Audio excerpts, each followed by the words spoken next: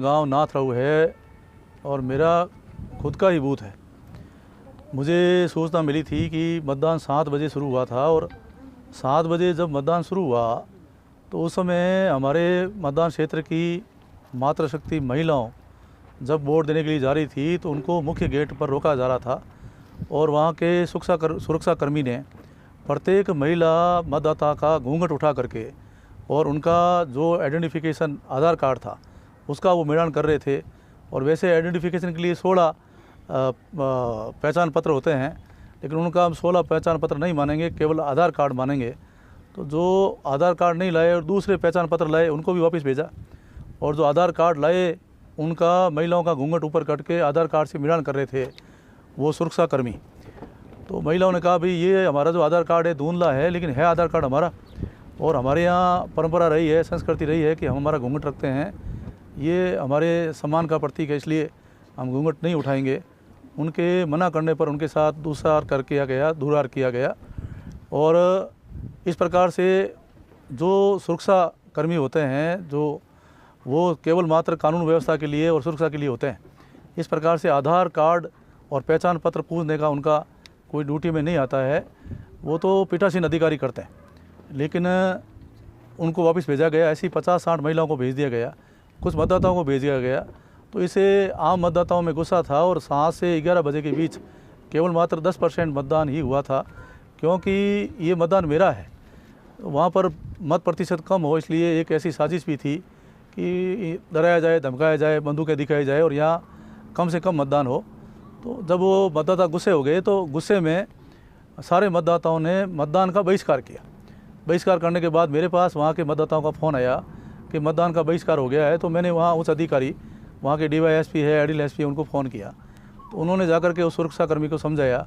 अधिकारियों के समझाने के बाद में भी वो सुरक्षाकर्मी नहीं माने और इसी प्रकार से घूंघट उठा करके उनके चेहरे देख रहे थे और उनके मुंह में से शराब की बदबू आ रही थी।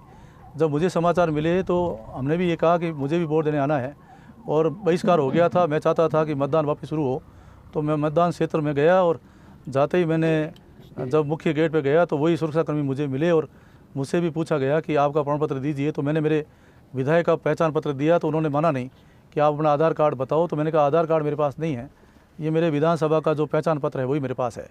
तो इस प्रकार से वो बढ़ गए कि नहीं आप नहीं अंदर जा सकते। तो मुझे भी रोका। मैंने कहा भाई मैं जा सकता हूँ, और मैंने उनको थोड़ी नाराज़गी व्यक्त करते हुए कहा कि आप मेरे परिवार की महिलाएं हैं, मेरे मतदान क्षेत्र की महिलाएं हैं, इनकी आप घूंघट उठा रहे हैं, आपको आइडेंटिफिकेशन देखने का, पहचान करने का अधिकार नहीं है, वो पीठासीन अधिकारी तय करेगा।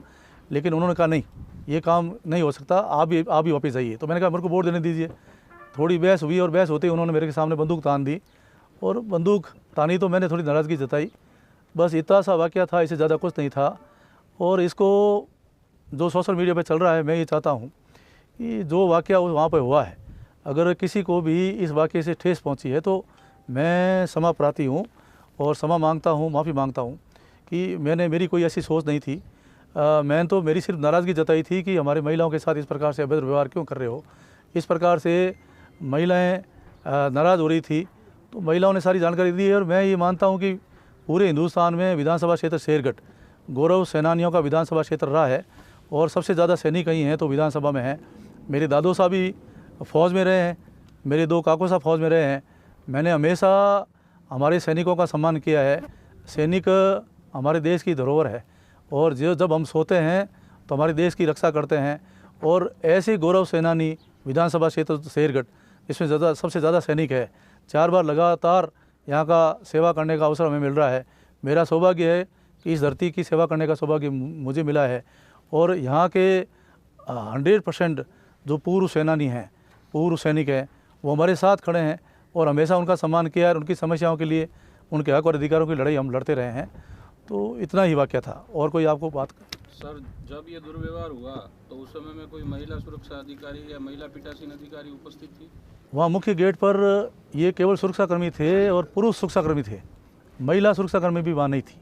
तो इसके संबंध में सर, जब प्रशासन को सूचना आपके द्वारा दी गई कि महिलाओं के साथ भी दुर्व्यवहार हो रहा है, तो प्रशासन ने कोई महिला सुरक्षा अधिकारी को तैनात किया उसके बाद सहूलियत के लिए? नहीं, उनने जो अधिकारियों ने समझाया लेकिन वो माने नहीं।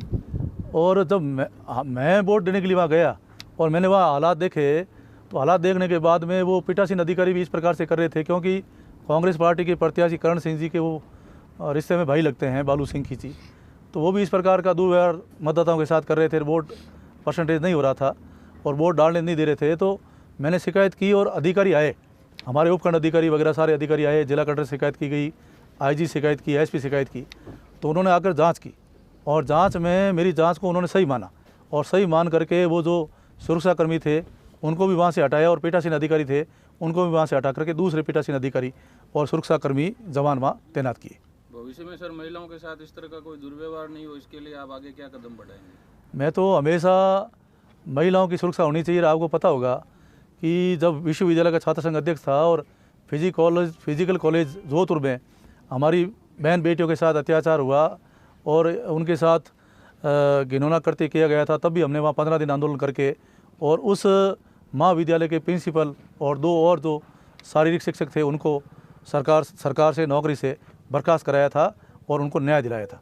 तो हमेशा हमारी बहन बेटियों का सम्मान हो और उनकी इज्जत आबरू का सम्मान हो, हम उनके उसके लिए हमेशा संघर्ष करते रहे हैं और उनके पैरोकारी करते रहे, उनके हक और अधिकार की लड़ाई लड़ते रहे। इसमें सर 2 प्रकरण आ रहे हैं। एक तरफ जहां प्रशासन आपके खिलाफ मुकदमा दर्ज करवाने की कर रहा है, वहीं दूसरी तरफ महिलाओं की सुरक्षाओं के लिए भी आवाज़ उठ रही है।